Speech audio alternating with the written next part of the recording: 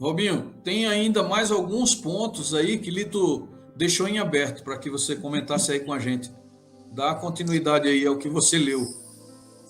Sim, um alô, um abraço a todos os queridos internautas. Estive alguns meses fora, devido a umas viagens que tive que fazer, viagens de missões. Fomos ajudar alguns foragidos de guerra num país fronteira com a Ucrânia. Aqui estamos de volta. Obrigado por todos que oraram pelo nosso ministério.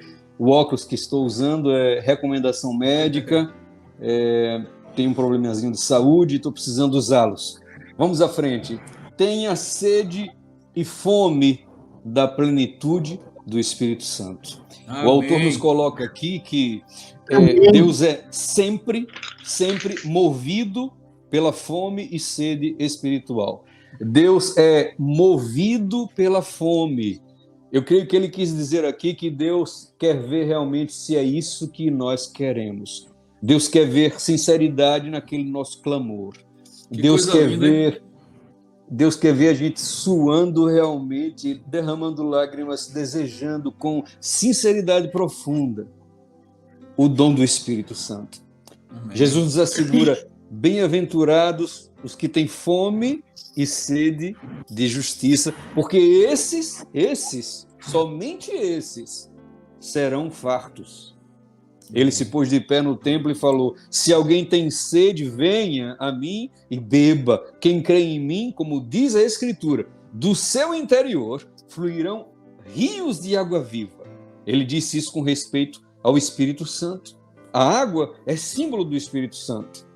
Assim nós temos na palavra de Deus, Isaías 55, todos vocês que têm sede, vinde às águas. Derramarei torrentes sobre a terra seca.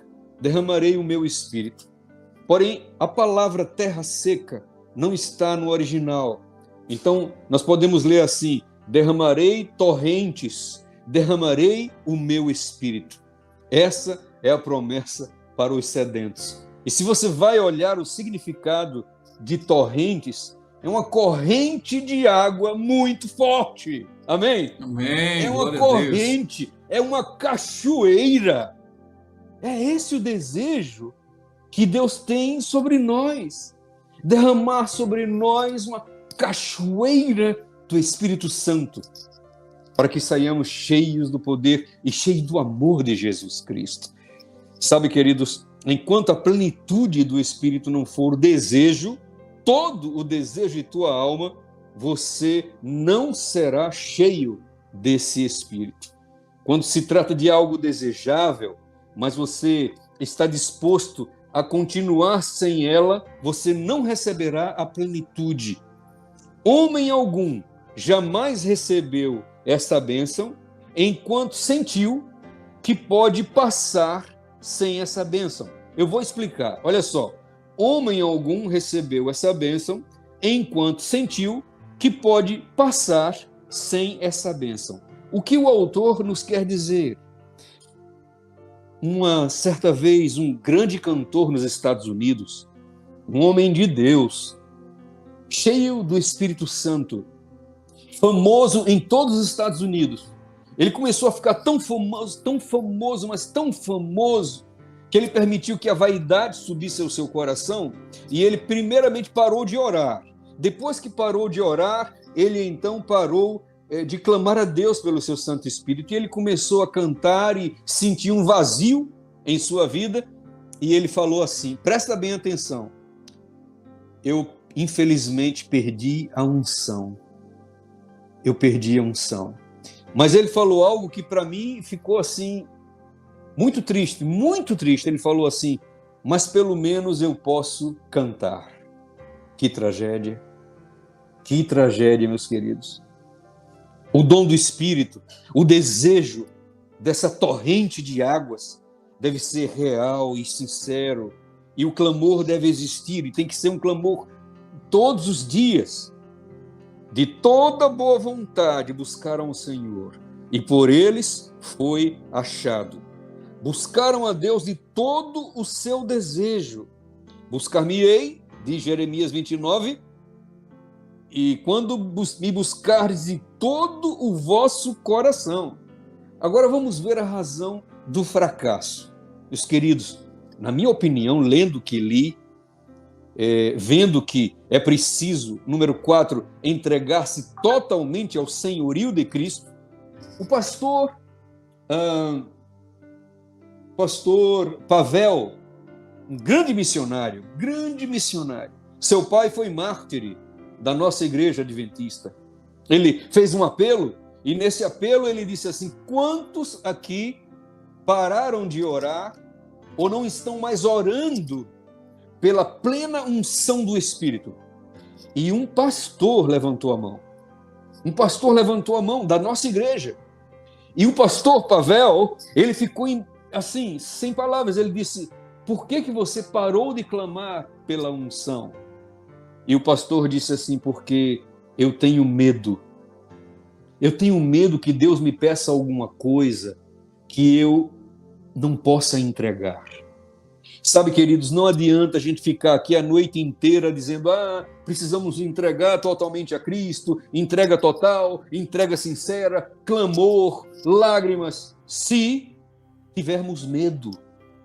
O medo vai fazer com que a gente ore superficialmente, o medo vai fazer com que as nossas orações sejam interrompidas, o medo faz a nossa fé ficar enferma.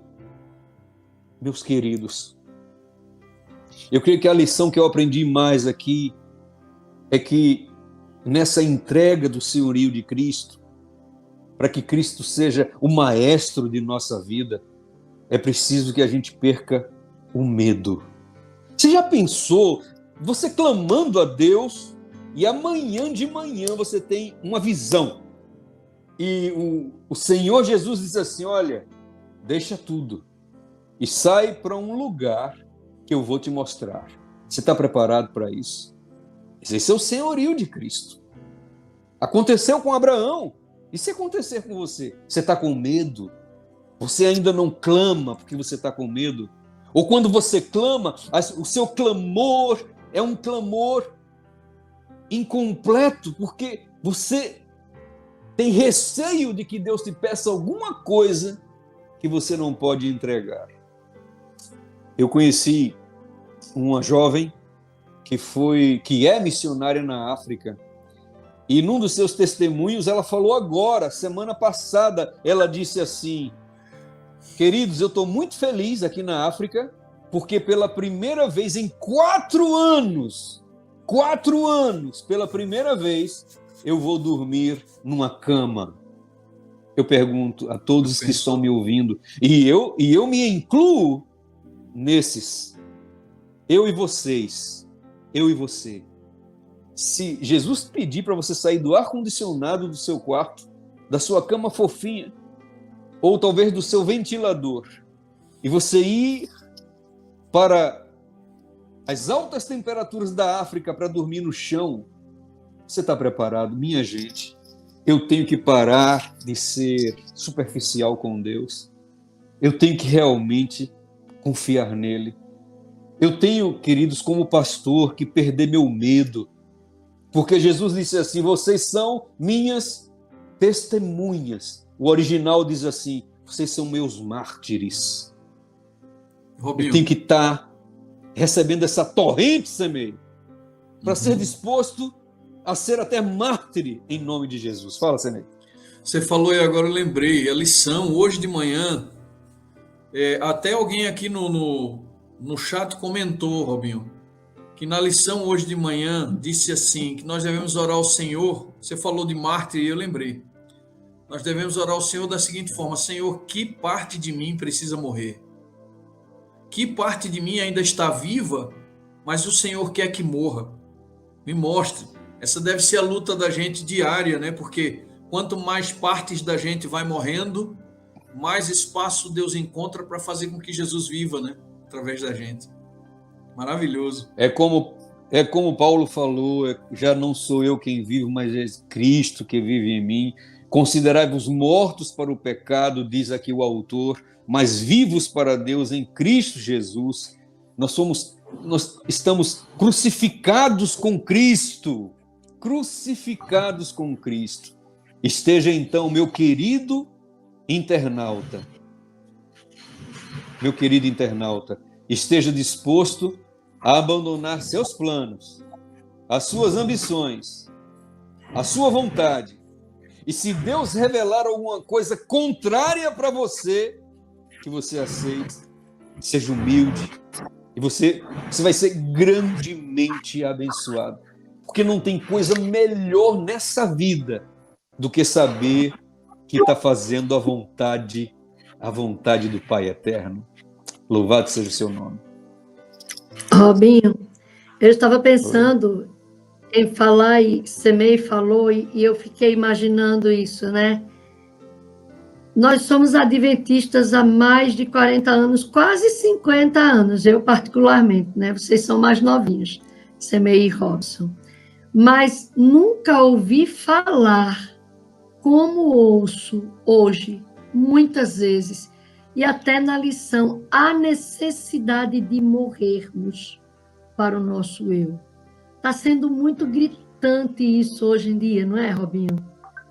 Sim, muito... é o que Jesus... Em todo lugar fala-se nessa morte do eu.